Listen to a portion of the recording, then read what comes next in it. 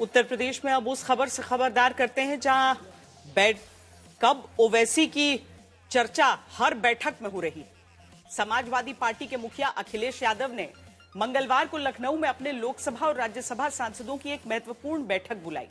बैठक में एक सांसद ने साफ तौर पर कहा कि जिस तरह ओवैसी का प्रभाव मुस्लिम बेल्ट में बढ़ रहा है वो 2027 के लिए खतरे की घंटी है। वहीं एक अन्य सांसद ने चंद्रशेखर आजाद का मुद्दा उठाते हुए कहा कि पश्चिमी यूपी में वो जमीन पर सपा के स्थानीय नेताओं को तोड़ रहे हैं। हालांकि अखिलेश यादव ने अपने सांसदों को भरोसा दिलाया कि वक्त आने पर वो इन चुनौतियों से निपट लेंगे। बाहर जब समाजवादी पार्टी के सांसद निकले तो पीडीए का जिक्र करके कहते रहे कि जो भी बीजेपी के खिलाफ आएगा स्वागत है। तो क्या ओवैसी भविष्य में यूपी के भीतर अखिलेश के साथ हो सकते हैं? मंगलवार को 2027 की रणनीति उत्तर प्रदेश में तय करते अखिलेश यादव की बैठक से निकले उन्हीं की पार्टी के सांसद जब ओवैसी से गठबंधन के सवाल पर इनकार नहीं करते। यूपी में घर में लोग नमाज पढ़ रहे तो केस बुक कर रहे थे। माने अगर सिर्फ मुसलमान समाज ही नमाज पढ़ता है, दूसरा समाज कुछ भी कर ले, फिक्र नहीं है बीजेपी सरकार को। ये मुद्दा होना चाहिए। तो साफ हो जाता है कि बिहार में विधानसभा चुनाव और महाराष्ट्र में नगर पालिका चुनावों में उम्मीद से ज्यादा सीटें जीतने वाले ओवैसी के दल को लेकर चिंता उत्तर प्रदेश में अखिलेश यादव के खेमे में शुरू हो चुकी है। इस खबर को और विस्तार से समझने के लिए आप इस वीडियो को पहले देखिए। 4 दिन पहले की बात है, बरेली के एक घर में 12 लोग नमाज पढ़ रहे थे। पुलिस ने शांति भंग का चालान कर दिया, 12 लोग पकड़े गए, बाद में उन्हें जमानत मिली। अब इस मुद्दे को ओवैसी लगातार उठाने लगे हैं। पिछले 2 साल से कह रहा हूं कि मेरी ख्वाहिश है, मेरी कोशिश है, मेरा ख्वाब है कि एक दिन इस देश की प्रधानमंत्री हिजाब पहनने वाली लड़की होनी चाहिए। अगर ये मैं बोल रहा हूं तो इसमें कौन सा गुनाह है? क्या हम ख्वाब नहीं देख सकते? क्या हम उस ख्वाब को पूरा करने की कोशिश नहीं कर सकते? क्या भारत का संविधान हमको इस बात से रोकता है? नहीं रोकता है। यही तो हम ये कह रहे हैं कि ख्वाब देखो, उन ख्वाबों को पूरा करने के लिए मुत्तहिद रहो, काम करो। इसी तरह ओवैसी लगातार ये भी कहने में जुटे हैं, उनका ख्वाब है एक दिन हिजाब पहनने वाली मुस्लिम महिला भारत की प्रधानमंत्री बने। ऐसे बयानों और मुस्लिम बाहुल्य सीट पर लगातार बीजेपी के विरोधियों के मुकाबले ओवैसी की पार्टी को चुना जाना सवाल उठाता है। क्या यूपी में ओवैसी चुनौती बन सकते हैं? जब हर समाज का लीडर है तो मुस्लिम समाज का लीडर क्यों नहीं होगा? अगर तुमको सत्ता मिलती है तो क्या तुम डिप्टी सीएम बनाओगे? नहीं बनाओगे। किसको बनाएंगे? जाट को बनाएंगे। किसको बनाएंगे? जाट को बनाएंगे। ये तय हो गया।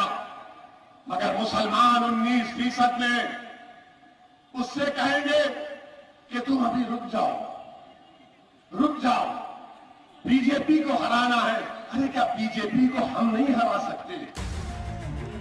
तेजस्वी ने मुकेश सहनी को डिप्टी सीएम बनाया तो ओवैसी ने इसी तरह का सवाल किया था। पूछा था कि अगर मल्लाह का बेटा डिप्टी सीएम हो सकता है तो एक मुस्लिम क्यों नहीं? मल्लाह समाज जो 3% की आबादी है और वो तेजस्वी के बाजू बैठकर कहता है कि हम उप मुख्यमंत्री होंगे।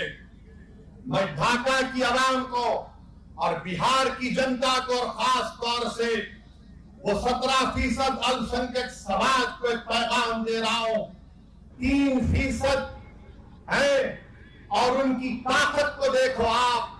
बिहार के नतीजों से साफ है कि जो मुस्लिम वोट बैंक का बड़ा हिस्सा तेजस्वी ने लंबे वक्त से हासिल किया उसमें अब कमी आई। इसीलिए बिहार के नतीजे उत्तर प्रदेश में विपक्ष की सियासत को खबरदार करने के लिए काफी है, क्योंकि उत्तर प्रदेश में मुस्लिमों की आबादी 19.26% के करीब है और उत्तर प्रदेश की 403 विधानसभा सीट में 137 मुस्लिम बाहुल्य हैं, जिनमें 47 सीट ऐसी जहां 30% से ज्यादा मुस्लिमों की आबादी है। और अगर सीमांचल की तरह यूपी में भी मुसलमानों का एक बड़ा हिस्सा ओवैसी की तरफ थोड़ा भी जाता है तो यूपी में मुस्लिम वोट को लेकर होती राजनीति को झटका लगेगा। जहां एनडीए 85 मुस्लिम यादव बाहुल्य सीट में से 68 जीतने में कामयाब रहा है। मतलब जिस वोट बैंक से महागठबंधन को सबसे ज्यादा उम्मीद रही, लालू प्रसाद यादव, तेजस्वी यादव सब जीत का भरोसा रखते रहे, उसी मुस्लिम यादव वोट बैंक वाली सीट में केवल 12 सीट महागठबंधन जीत पाया, 5 सीट अन्य को चली गई।